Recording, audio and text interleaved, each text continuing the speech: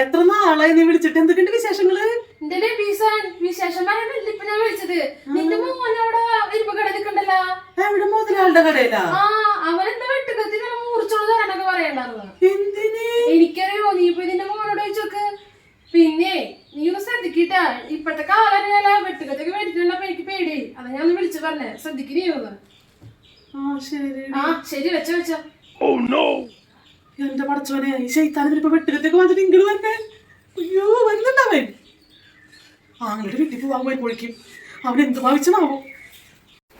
എന്റെ കുഞ്ഞ് വരാല് വരുമ്പോഴേക്കും വെല്ലോടത്തേക്ക് പോവാ. വെട്ടുകത്തി കൊണ്ട് വന്നേന്ന്. മജീദേ, ഞാൻ അങ്ങോട്ട് വരണ്ടാ. കുറച്ച് ദിവസം എനിക്ക് നിങ്ങളോട് നിൽക്കാൻ വേണ്ടി ഞാൻ കൊതിയായിട്ട് വേണ്ടതാ. ശരി, അത് ഞാൻ ബസ് സ്റ്റാൻഡിൽ വന്ന് നിൽക്ക്. ശരി മോനെ.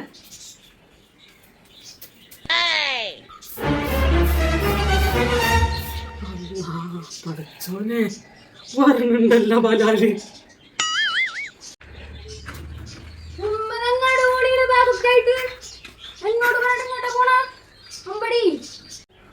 അത് പിന്നെ മോനെ, ഉമ്മ മജീദ് മാമ വിളിച്ചിട്ടേ അവിടെ പെണ്ണിനെ പേരിന് വെച്ചിട്ടുണ്ടല്ലോ.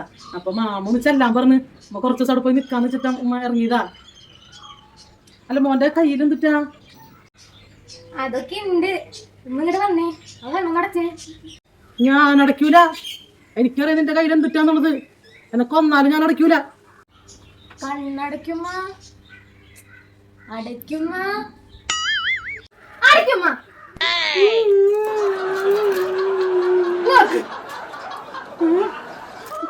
ഇതെന്തിട്ടാ?